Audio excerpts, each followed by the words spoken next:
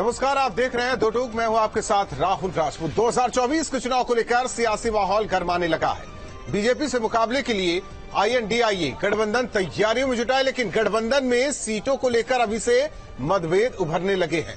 UP में Samajwadi party जहां 65 सीटें मांग रही है, तो वहीं कांग्रेस 40 सीटों पर लड़ने की तैयारी कर रही है। गठबंधन में सीट शेयरिंग को लेकर पेच फंसता जा रहा है। वहीं बीजेपी पूरी तैयारी के साथ मैदान में उतर चुकी है। मोदी ने काशी में कमान संभाल ली है। ऐसे में सवाल ये उठता है कि अगर गठबंधन के दल सीट शेयरिंग में ही उलझे रहे तो फिर मोदी और योगी का मुकाबला कैसे करेंगे।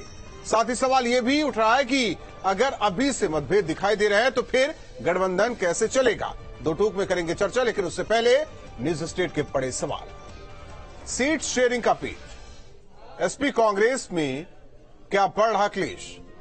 चुनाव से पहले मतभेद, सत्ता में कैसे करेंगे प्रवेश। 65 और 40 की लड़ाई, 24 में कैसे करेंगे चढ़ाई।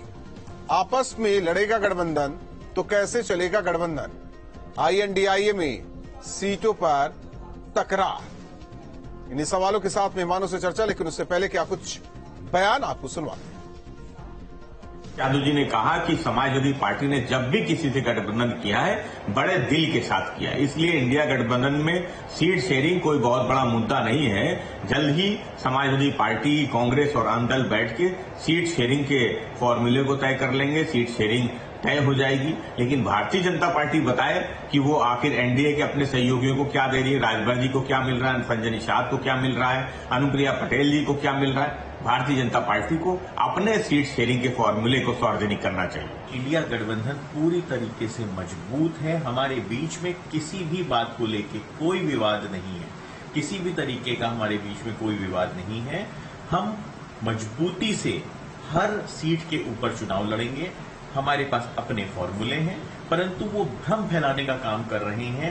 पहले वो कह रहे थे प्रधानमंत्री कौन होगा, इनके पास प्रधानमंत्री कैंडिडेट हर व्यक्ति बनना चाहता है। जब हर व्यक्ति ने मना कर दिया, अब इनके पास कुछ नहीं बचा, तो ये सीट बंटवारे को लेके एक जनता के बीच में भ्रम पैदा करना चाहते हैं। ये स्वार्थों का गठबंधन है, परिवारवादी पार्टियों का गठबंधन है, भ्रष्टाचार को छिपाने के लिए, कुंबे को बचाने के लिए गठबंधन है। और गठबंधन का स्वार्थ अब धीरे धीरे जनता के सामने निकल के आ रहा है। अब तक 6 से 7 पार्टियों ने अलग अलग तरह से अपने अपने नेताओं को प्रधानमंत्री पद का उम्मीदवार भी बता दिया है। साथ ही सीट बंटवारे को लेकर आंतरिक कलह लगातार जारी है। अभी आने वाले समय में आप देखिएगा किस तरह की से फुटबॉल इस घमंडिया गठबंधन में होती है, ये पूरा देश देखेगा। सीटों के बंटवारे को लेके कांग्रेस का ये मानना है कि बराबरी का बंटवारा होना चाहिए। 80 सीटें हैं तो 40 कांग्रेस के पक्ष में जाएं और 40 समाजवादी पार्टी के पक्ष में। लेकिन आज की डेट में जो समाजवादी पार्टी है उसका आकलन है कि वो स्थिति कांग्रेस की उत्तर प्रदेश में नहीं है और ऐसा मिराकल कांग्रेस के पक्ष में होने वाला नहीं है। तो जाहिर सी बात है कि वो इतनी सीटें देने के मूड में ही नहीं है। मेहमान जुड़े राजेश चौधरी जी, प्रवक्ता बीजेपी, अभिषेक वाजपेयी जी, नेता समाजवादी पार्टी, अनिल दुबे, प्रवक्ता RLD, वरुण पुरोहित, नेता कांग्रेस, अनुपम मिश्रा, वरिष्ठ पत्रकार हमारे साथ जुड़े हैं। आप सभी का स्वागत है। और सबसे पहले सवाल, हालांकि उत्तर प्रदेश में अगर कहा जाए तो बड़ी पार्टी समाजवादी पार्टी, अभिषेक जी, बड़ा दिल दिखाने की बात हो रही, लेकिन बड़ा दिल का ये मतलब नहीं कि 65 आप रखिए और बाकी दे दीजिए दूसरे को। राहुल जी धन्यवाद। सबसे पहले तो मैं आपको बताना चाहूंगा कि मैं समाजवादी पार्टी का एक ऑथराइज्ड प्रवक्ता हूं। दूसरी बात कि देखिए, हम आदरणीय अखिलेश यादव जी ने बहुत बड़ा दिल दिखाया और हमेशा बड़ा दिल ही दिखाते हैं।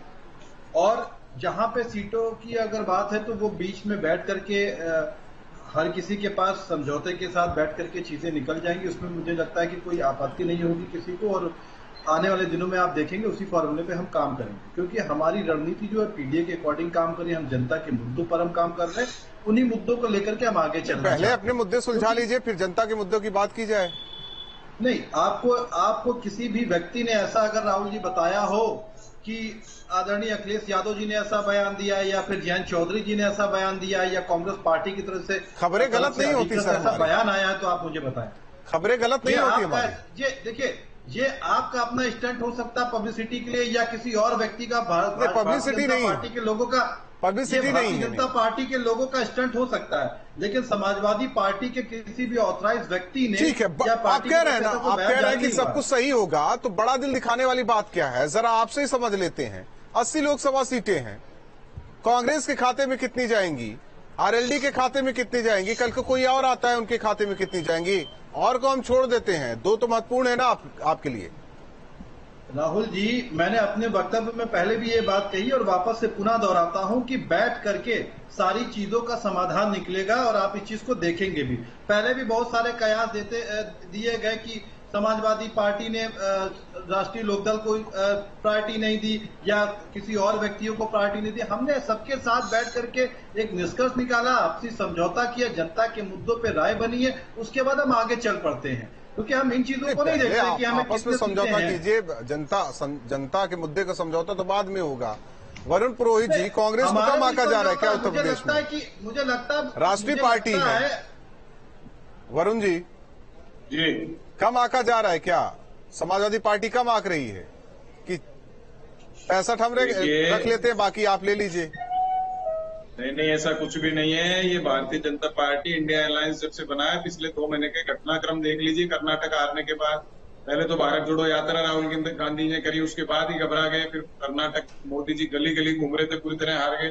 फिर इंडिया अलायंस बना, उसके बाद ही तो बावले ही हो गए हो। जैसे स्पेशल सेशन बुलाया, आपने देखा किस बात के लिए हवा निकल गई। महिला आरक्षण लाना था, मानसून सेशन में लिया था, पर नहीं लाए, उसमें भी 15 साल बाद लागू हुआ। तो इनको खुद को समझ में नहीं आ रहा क्या करना है। तो एक हवा उड़ा रहे, कांग्रेस 40 मांग रही है और वो 65 मांग रहे हैं। भाई अभी तो सीट शेयरिंग की कोई कंफर्मेशन हुई नहीं है, डिस्कशन हुई नहीं है। और आप ये देखिएगा, इंडिया अलायंस की जो अगली बैठक होगी उसके बाद ये और भयाक्रांत हो जाएंगे। कंफर्मेशन तो बात की बात है, लेकिन मांग तो रखेगा ही ना पार्टी कार्यकर्ता। नहीं, मांग रखेंगे, क्यों नहीं रखेंगे? सभी पार्टियां रखेंगी अपनी अपनी। फिर जो आला कमान होंगे, कोऑर्डिनेशन कमेटी जो है इंडिया अलायंस की, वो तय करेगी अपने हिसाब से। हमको मूर्ख तंत्र को हटाना है, लोकतंत्र को बचाना है, उसके लिए इंडियन अलायंस बनाए। अभी कहते हैं विचारधारा अलग अलग अलग। अरे भाई, अगर देश को बचाना है तो विचारधारा है। मैं उस पर नहीं जा रहा हूँ वरुण जी, मैं उस पर नहीं जा रहा हूँ। मैं मान लेता हूँ कि ठीक है, कोई बात नहीं, लेकिन सीट शेयरिंग का फॉर्मूला क्या है ये तो जरा बता दीजिए, हमें भी समझा दीजिए, हम भी समझ जाए। अभी इट्स टू अर्ली। अभी लोकसभा चुनाव मई में आएगा, अभी तो कोई तय नहीं हुआ सीट शेयरिंग का फॉर्मूला। अगर कोई नेता अगर बयान भी देता है तो वो अपने हिसाब से देता है। अभी तो सीट शेयरिंग के लिए मीटिंग ही नहीं हुई है। अच्छा, ये चीज ये भी बता दीजिए, ये गठबंधन 24 के लिए डिसाइड करेगी। आपसे सवाल, एक सवाल आपसे है, 2 महीने बाद एक सवाल आपसे, अपना अपना फोकस है सबका। एक सवाल आप, मैंने आपको कहा वरुण जी को बचाना है, आप बचाते रहिए, इंडिया अलायंस एक हुआ है, बचाते रहिए। कभी तो कहते हैं चेहरा नहीं है। वरुण जी, लड़ो, अपनी बात करो इंडिया अलायंस। वरुण जी, वो तो लड़ रहे हैं, वो तो देख रहे हैं आज वाराणसी में क्या किया, जो तय करेंगे सब मिलकर तय। वाराणसी में क्या किया आप देख रहे हैं, वो तो लड़ ही रहे हैं, उनकी तैयारी अपनी चल रही है, आवाज नहीं आ रही है। सवाल के वक्त पर आवाज कभी कभी चली जाती है। अनिल दुबे जी, अब आपस में बातचीत होगी, जो बचेगा वो आपके खाते में आएगा, आपकी पार्टी के खाते में आएगा।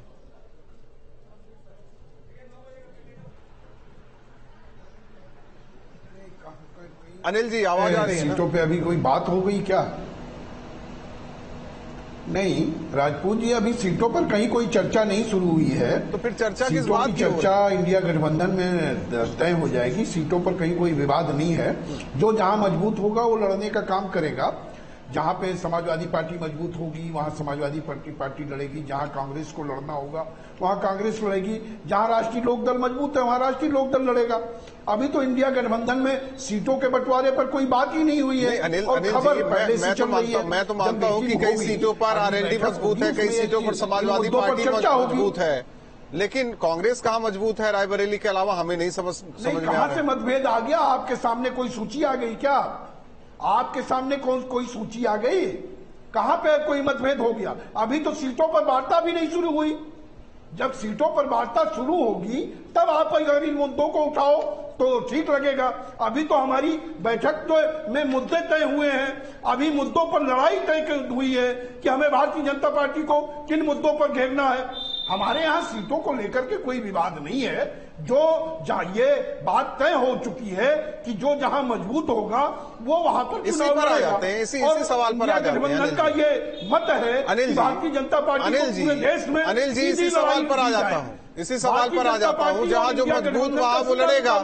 अनिल, भारतीय जनता पार्टी इंडिया गठबंधन के अनिल जी आवाज आ रही है, आवाज आ रही है, वो इस तरह की बातें कर रही है। आवाज आ रही, सुन रहे हैं आप जी। इसी पर आ जाते हैं कि जहां जो मजबूत वो लड़ेगा।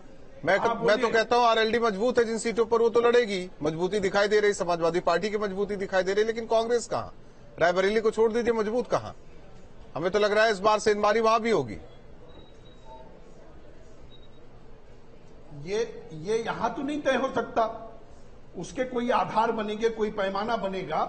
ये इंडिया गठबंधन की जो बैठक होगी, नेताओं की बैठक होगी, नहीं आप जमीनी स्तर पर बात कर लीजिए ना, ये चीजें तय होंगी। जमीनी स्तर पर बात कर लीजिए। ये तय करना हमारा प्रवक्ताओं का काम नहीं है। जमीनी स्तर पर आप बता दीजिए। बैठ करके तो सीटें नहीं तय नहीं, आपको तो सीट नहीं तय करने वाली बात नहीं है, लेकिन कहाँ कौन मजबूत ये तो बता सकते हैं ना, अपना काम कर रहे हैं। कहाँ कौन मजबूत ये तो बता सकते हैं ना, कि ये भी नहीं बता सकते। लोकदल पूरे पश्चिमी उत्तर प्रदेश में, हाँ पूरे पश्चिमी उत्तर प्रदेश में किसानों के बीच में, ठीक है, वहां मैं मान लेता हूं मजबूत है। किसानों के लिए अगर कोई वहां मैं मान लेता हूं मजबूत है, तो राष्ट्रीय लोकदल कर रहा है। वहां मैं मान लेता हूं मजबूत है। समाजवादी पार्टी भी कहीं कहीं मजबूत है। हमने किसानों की आमदनी बढ़ाने के लिए, हमने किसानों को लागत का 1.5 गुना मूल्य दिलाने के लिए बहुत मेहनत कर रहे हैं, संघर्ष छेड़ा, बहुत मेहनत कर रहे हैं। तो ऐसे में तो केवल हमें लगता है कि पूरी 80 की 80 सीट पर आरएलडी को ही लड़ लेना चाहिए, जितनी मेहनत आप कर रहे हैं। राजेश चौधरी जी,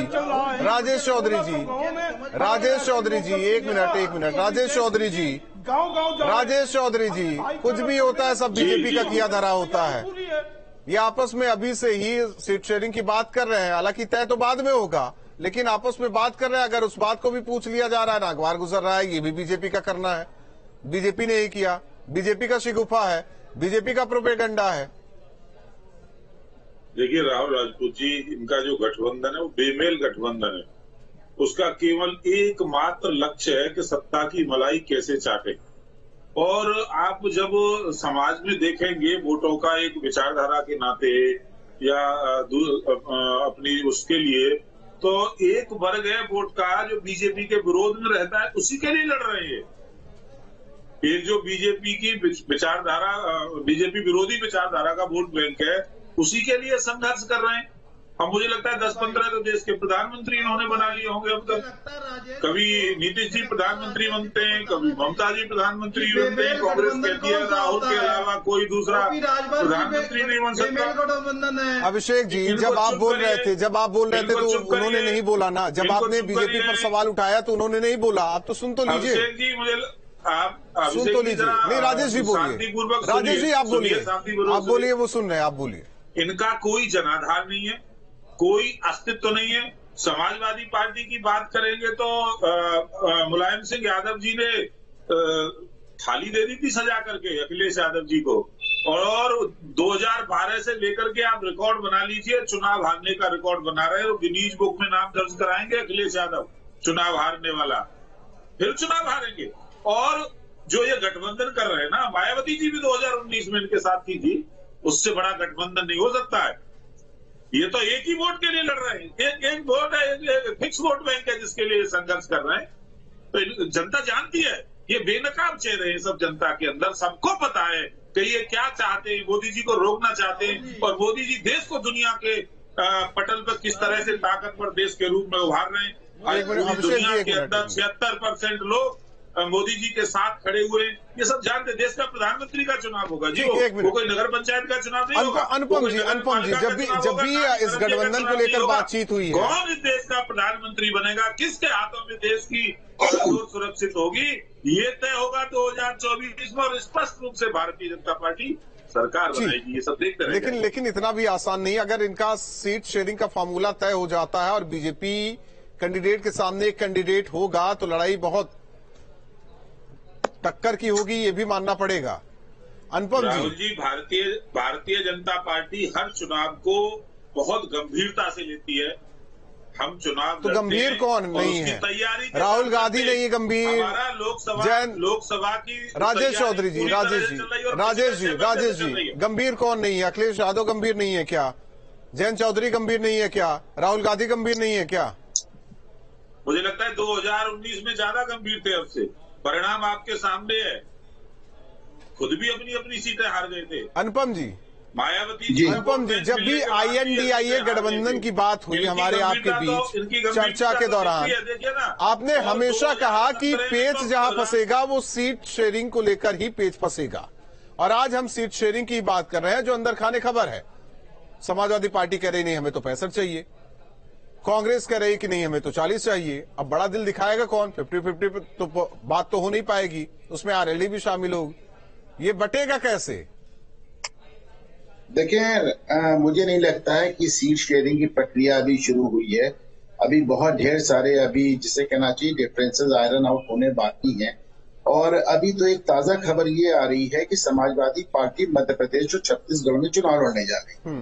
वो MP छत्तीसगढ़ के विधानसभा चुनाव में लड़के और वो अपनी हैसियत बताना चाहती है। वो कांग्रेस पार्टी को उसकी हैसियत दिलाना चाहती है। और अभी आपने देखा कि किस तरह उत्तराखंड उपचुनाव में वो लड़े और कांग्रेस के प्रदेश अध्यक्ष अजय राय का दावा था कि साहब उन्होंने अपनी जमानत तो जब्त करा ली समाजवादी पार्टी ने, लेकिन कांग्रेस की हार भी सुनिश्चित कर दी। अजय राय ये भी कहते हुए देखे जा रहे हैं कि सब छोटी पार्टियों से गठबंधन ज्यादा मुफीद बैठेगा। फिर एक बात मैं बार बार जो कहता हूं कि प्रदेश की इतनी बड़ी पार्टी बसपा को छोड़ के विपक्ष का गठबंधन एकदम साफ नहीं हो सकता। अभी बसपा ने भी पत्ते नहीं खोले, तो ऐसे मुझे नहीं लगता है कि ये सीटों का बंटवारा अभी होने जा रहा है। मैं मान के चलता हूं, आपने कांग्रेस की वर्किंग कमेटी में देखा, वर्कर्स ने वहां पे मेंबर्स ने डिमांड उठाई, उनको मान के चलते हैं कि साहब हम छत्तीसगढ़ जीतने जा रहे हैं, हम मध्य प्रदेश में बहुत अच्छा करने जा रहे हैं। तो उनका कहना है कि साहब अभी हम हारी हुई पार्टी हैं, थोड़ा सा हम कर्नाटक अभी जीते हैं, अभी मध्य प्रदेश और छत्तीसगढ़ का भी रिजल्ट आ जाने दीजिए, उसके बाद सीटों का समझौता होगा। तो अभी जो आप देख रहे हैं वो सीटों का समझौता नहीं, सिर्फ एक दूसरे पे दबाव बनाने की हर चर्चा में मैंने यही इस बात का जिक्र किया कि राजस्थान, छत्तीसगढ़ और मध्य प्रदेश का चुनाव तो होने दीजिए, देखते हैं कि गठबंधन का क्या हिसाब किताब आगे बढ़ता है। जी, तो अभी जो आप देख रहे हैं वो सीटों पे गठबंधन नहीं हो रहा है, सीटों का डिसीजन नहीं हो रहा है। अभी पार्टियां एक दूसरे पर देखिए लगातार दबाव माना सब बना रहे हैं। आप केजरीवाल को देख लें, वो कह रहे हैं पंजाब में एक सीट नहीं छोड़ेंगे। कांग्रेस को देख लें, आपने देखा कि अलकलामा ने आके किस तरह कहा कि राहुल गांधी ने कहा कि 7 सीट पर लड़ाई शुरू कर दो क्योंकि केजरीवाल कभी भी जेल जा सकते हैं। आप वेस्ट बंगाल देख लें, ममता बनर्जी लगातार परेशान है कि साहब कांग्रेस और लेफ्ट का गठबंधन कैसे चल रहा है। इसी तरह आपको दिक्कत उत्तर प्रदेश में आ रही है। अभी कोई गठबंधन, कोई सीटों का फैसला नहीं होने जा रहा है। अभी सिर्फ सब दाव प्रतिदाव और अपनी अपनी हैसियत, अपनी अपनी ताकत दिखाने का खेल चल रहा है। और विधानसभा चुनावों के बाद ही इन पार्टियों को अगर ये बैठी तो कोई सीरियस बात करते हम देखेंगे। अभिषेक वाजपेयी जी, हालांकि आप लोग तो आगे की चर्चा कर रहे हैं कि क्या होना है, गठबंधन कैसे लड़ाई लड़नी है। उधर मोदी जी तो बनारस में कमाल कर रहे हैं, सौगात पर सौगात दे रहे हैं, पूर्वांचल वासियों को खुश करने की पूरी कोशिश है। राहुल जी, मैं आपकी प्रश्न का उत्तर दूंगा, लेकिन राजेश भाई की बात का उत्तर दे दूं, क्योंकि राजेश भाई के बातों से अहंकार की बू आ रही थी, तो इसलिए एक लाइन अर्ज करूंगा इनके लिए। बुलंदी देर तक के शख्स के हिस्से में रहती है, बुलंदी देर तक के शख्स के हिस्से में रहती है, बहुत ऊंची इमारत हर घड़ी खतरे में रहती है। अभी इन्होंने कहा बेमेल। अरे आप राजभर जी को ले आए, कौन सा मेल बना लिए? मुझे लगता है मोदी जी और अमित शाह रह गए थे, वही बचे थे। उसके बाद आप लोग चुनाव में देख लिया क्या नतीजा हुआ, हम उस पर भी खैर नहीं जाएंगे। अभी आपने कहा वोट बैंक। अरे साहब, वोट बैंक की राजनीति आप इस कदर करते हैं कि अगर आपको वोमेन रिजर्वेशन बिल लेकर के आना था ना, तो सारे पैमानों पे आप लेकर के आ जाइए। पीडीए से, क्योंकि आपकी जो मंशा है ना पीडीए के विपरीत चलती है, वो दिख भी जाती है, वही चीज दर्शाता है। और अभी आपने कहा कि थाली सजा करके दे दी है। अरे साहब, बिल्कुल जनता जनार्दन ने आपको थाली सजा करके दे दी सिर्फ हिंदुत्व के नाम पे, क्योंकि आपने कभी मुद्दों की राजनीति की ही नहीं, कभी आपने मुद्दों की राजनीति की नहीं। अगर मुद्दों की राजनीति किया होता तो शायद आपको ये दिन ना देखने पड़ते। आदरणीय मोदी जी बोलते थे, क्या बोलते थे कि जब देश के प्रधानमंत्री मैं बनूंगा तो देश की अर्थव्यवस्था कहां से कहां पहुंचा दूंगा, डॉलर के मुकाबले रुपया बराबर हो जाएगा। रुपया कहां पे गिरा पड़ा हुआ या किसी से छुपा नहीं हुआ। अच्छा, एक चीज और अभी ताजा आंकड़े आए थे जो उसके अनुसार आपने देखा है कि अभिषेक जी कहां पे स्टैंड करते हैं या किसी छुपा हुआ नहीं है। वाकई कौन सी बातें आप करना चाहते हैं? वाकई अगर मुद्दों की राजनीति हो रही है तो हमें नहीं लगता कि सब अपना मुद्दा ढूंढ के बीजेपी से लड़ते। एक होने की क्या जरूरत थी फिर? एक होने की क्या जरूरत थी? बीजेपी के साथ कितने लोग थे? आज बचे कितने लोग हैं। और जब बात एक होने की बात है तो भारतीय जनता पार्टी ने किन किन लोगों को अपने साथ मिलाया है, मुझे लगता है इसके बारे में भी आपको बताना चाहिए था। जिनका वोट प्रतिशत कुछ नहीं है, जिनके एमएलए कुछ नहीं है, आज वो उनको साथ में लेकर के आ रहे हैं।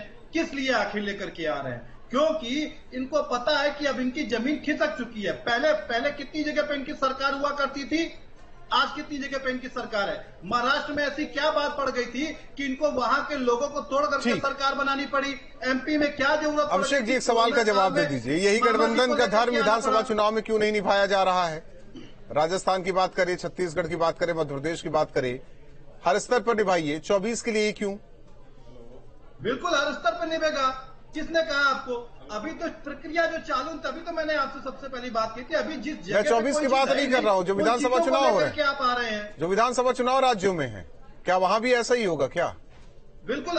देखिए, ये आला कमान तय करके इन चीजों को सुलझा लेंगे। मुझे लगता है कि इसमें बहुत ज्यादा चर्चा का विषय अभी नहीं है, क्योंकि आने वाला टाइम अभी बाकी बचा हुआ है। जब सारे लोग बैठेंगे, जब प्रक्रिया तय होगी, तब उन चीजों पे सीटों वाइज उन चीजों को देख लिया जाएगा। मुझे लगता है कि अभी बहुत ज्यादा आने वाले टाइम पे जब आप देखेंगे तो आपको खुद ही अपडेट हो जाएगा। ठीक। अनिल जी, क्या उम्मीद कर रहे हैं अपनी पार्टी के लिए? आप लोग उम्मीदें तो होंगी ना? राजनीति में कहते हैं महत्वाकांक्षाएं होती हैं, हर इंसान की होती है।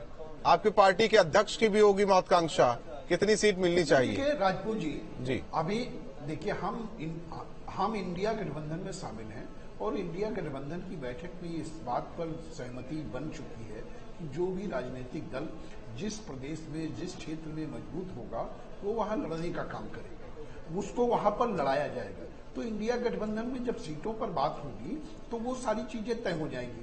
अभी हम पश्चिमी उत्तर प्रदेश में हमारी पार्टी काम कर रही है। पश्चिमी उत्तर प्रदेश में चौधरी जयंत सिंह जी लगातार दौरा कर रहे हैं, लगातार सभाएं कर रहे हैं, लगातार पंचायतें कर रहे हैं और समरसता अभियान गांव-गांव चल रहा है।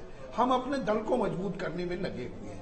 उत्तर प्रदेश में हमारी क्या स्थिति है, ये इंडिया गठबंधन में शामिल सभी दल जानते हैं कि चौधरी जयंत सिंह जी कितना संघर्ष कर रहे हैं, राष्ट्रीय लोकदल कितना मजबूत है और समाजवादी पार्टी कहां पर मजबूत है। मेरा सवाल था कि कुछ महत्वाकांक्षा तो होगी, कहां पर मजबूत है, कुछ महत्वाकांक्षा तो होगी। गठबंधन में शामिल दल, उनका उद्देश्य ये है INDIA गठबंधन के दल परास्त किया जाए। RLD पर सवाल नहीं उठा रहा हूं, जो कल सदन में मैं बीजेपी की बात नहीं कर रहा हूं, मैं बीजेपी की बात नहीं कर रहा हूं, मैं महत्वाकांक्षा एक सवाल पूछ रहा हूं। व्यक्तिगत तौर पर ही बता दीजिए, कुछ तो उम्मीद होगी कि इतना मिल सकता है।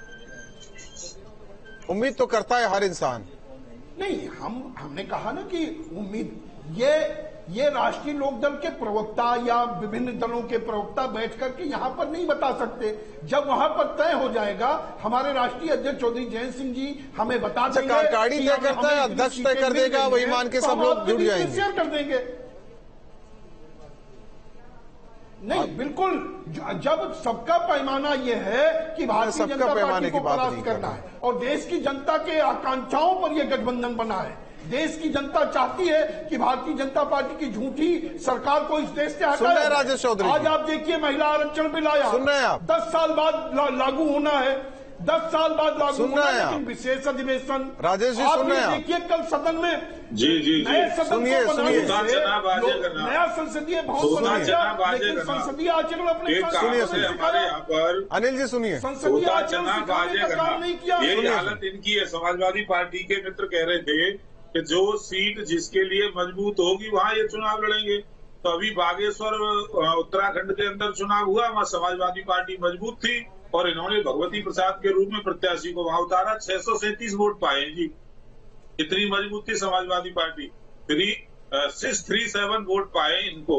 अब ये देखिए, जनता है, भूल तो जाएगी नहीं चुनाव को। आप 2024 के लिए तो एक हो रहे हैं, मध्य प्रदेश लड़ेंगे, राजस्थान लड़ेंगे, यहाँ लड़ेंगे, वहां लड़ेंगे। अरे सब जान रहे हैं भाई आप क्या चाहते हो। आप केवल और केवल मोदी जी को रोकना चाहते हो, यही है ना आपका एजेंडा। और मोदी जी के साथ तो परमात्मा है भाई, और ये जनता जनार्दन है। हर व्यक्ति चाहता है कि देश का प्रधानमंत्री नरेंद्र मोदी बने। नहीं रोक पाओगे। और मैं दावे के साथ कहता हूं 80 की 80 सीटें भारतीय जनता पार्टी उत्तर प्रदेश के अंदर जीतेगी। ये अपनी जमानतें नहीं बचा पाएंगे। वरुण जी आवाज आ रही है आपको? वरुण जी आवाज आ रही है आपको? भारतीय जनता पार्टी सुन रहे हैं? भारतीय जनता पार्टी वरुण जी सवाल देखिए, जहां जो मजबूत वहां दावेदारी तो होगी, लेकिन कांग्रेस की स्थिति क्या रायबरेली को छोड़ दे, कहां दावेदारी कर सकते हैं आप लोग? एक मिनट अभिषेक जी ना बोलिए बीच में। एक मिनट बोलिए वरुण जी अपनी राग बंद करेंगे जब तो आप ही के सहयोगी तो हैं समाजवादी पार्टी के प्रवक्ता। 75 में से 4 सीटें आपने एक प्रश्न पूछा था कि वजह क्या है सबके एक होने की, तो उसका उत्तर मैंने शुरुआत में वो छोड़ दीजिए, उसका जवाब दे दिया अभिषेक जी ने। आप ही के गठबंधन के सहयोगी उन्होंने दे दिया जवाब। मेरा सवाल सीधा है, रायबरेली को छोड़ के और कहां मजबूत हैं आप लोग? मैंने आपको कहा नहीं, इन्होंने पूरा नहीं दे पाया। मैं बता रहा हूं, मैंने शुरुआत में दे दिया था। मूर्खतंत्र को हटाने के लिए, लोकतंत्र को बचाने के लिए इंडिया अलायंस करा है। लोकसभा चुनाव के लिए किया है। ये बार बार कह रहे हैं क्यों लड़ रहे हैं राजस्थान में, क्यों मदद कर रहे? कार्यकर्ता आपकी जैसे पुलिस या पार्टी नहीं है, हमारी डेमोक्रेटिक फोरम है। सब कार्यकर्ताओं को मौका लगना चाहिए। और लोकसभा की जहां तक सरकार है मोदी को, अरे भाई हम निजीकरण को रोकना चाहते हैं। आप प्रवक्ता भी गजब, अपने हिसाब से अपना जवाब तय करेंगे, आपस में बातचीत कर लेंगे, चर्चा तो हो गई। नहीं आप मेरे को बोलने नहीं भाई, मैं नहीं बोलने दूंगा वरुण जी, माफी के साथ मैं आपको रोकना चाहता हूं। अनुपम जी, अगर बात की जाए मजबूती की, तो मुझे जोड़ा क्यों है? नहीं जोड़ा, जब आपको जिस लिए जोड़ा आप वही बात नहीं कर रहे हैं। आप जा सकते हैं। नहीं आप जा सकते हैं। नहीं उन्हें अब एक ही सवाल का जवाब अभिषेक भी दे। एक ही सवाल का जवाब सुनिए वरुण जी, सुनिए, एक ही सवाल का जवाब अभिषेक जी दे, आप भी दीजिए। या क्या टाइम जाया करने के लिए बैठे हुए हैं, बड़ी बातें करने बैठे हैं? अनुपम जी, कांग्रेस रायबरेली के अलावा कहां मजबूत, कैसे दावेदारी कर पाएगी? देखिए, किसी भी पार्टी की मजबूती या कमजोरी तो चुनाव के नतीजों में ही सामने आती है। और विधानसभा जाने भी दे तो आप पिछले लोकसभा चुनाव में देख लें 1.7%, मतलब आप 2% भी वोट नहीं ला रहे हैं। और जहां तक रायबरेली का सवाल है, रायबरेली पे भी कांग्रेस तभी तक मजबूत है जब तक वहां पे उनको समाजवादी पार्टी का समर्थन मिलता रहा है। जब तक वहां पे उनके बाकी रीजनल पार्टीज अपना कैंडिडेट नहीं खड़ी करती, तो उसके बाद ठीक है सोनिया जी मजबूत नजर आती। लेकिन अगर वहां पे समाजवादी पार्टी देखे, बीच में उसने 2-3 बार हिंट भी किया कि हम रायबरेली से हटने से पीछे नहीं हटेंगे, तो अब ऐसे में उनकी एक धमकी भी है। और वैसे मुझे नहीं लगता कि सोनिया गांधी इस बार चुनाव लड़ेंगी। आप डेफिनेटली उनके परिवार से प्रियंका को या किसी न किसी को और बाकी औरों की बात करें, मतलब उसको छोड़ देते हैं आप, है मजबूत नहीं, मतलब नहीं, तो मेरा तो ये मानना है कि रायबरेली में ही सीटों की डिमांड कर सकते समाजवादी पार्टी से। मेरा मानना है, नहीं मैं वो बता रहा हूँ, मेरा तो मानना है कि रायबरेली में भी कांग्रेस अपनी मजबूती जितनी नजर आ रही। लेकिन जहां तक उनके डिमांड करने की बात है, इसमें तो दो राय नहीं है कि आप कोई सा भी गठबंधन बना लें। लेकिन अगर केंद्र में भारतीय जनता पार्टी और नरेंद्र मोदी की सरकार को तीसरी बार आने से रोकना है, तो जाहिर सी बात है कि एक पैन इंडिया जिसके पास वोट है, तो देश में 3 ही पार्टियां हैं जिनके पास कई राज्यों में वोट है, कांग्रेस है, भाजपा है और बसपा है। तो अब उसमें अगर कांग्रेस लीड ले रही है और कांग्रेस कह रही है कि साहब एक बात और देख लें, ऐसा तो नहीं हो सकता ना कि हर स्टेट में वो रीजनल पार्टीज को सारी सीटें दे दे और केंद्र में खुद दावा ठोके। तो जाहिर सी बात है कांग्रेस हर स्टेट में अपना दावा ठोकेगी, कुछ ना कुछ सीटें ज्यादा मांगेगी।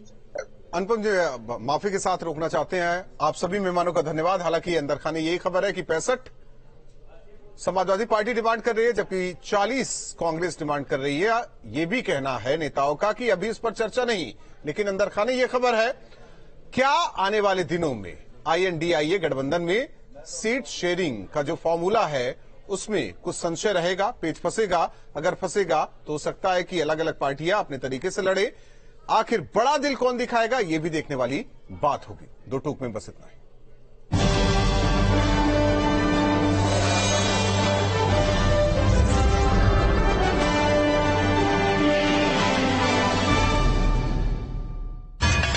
सह प्रायोजक राजधानी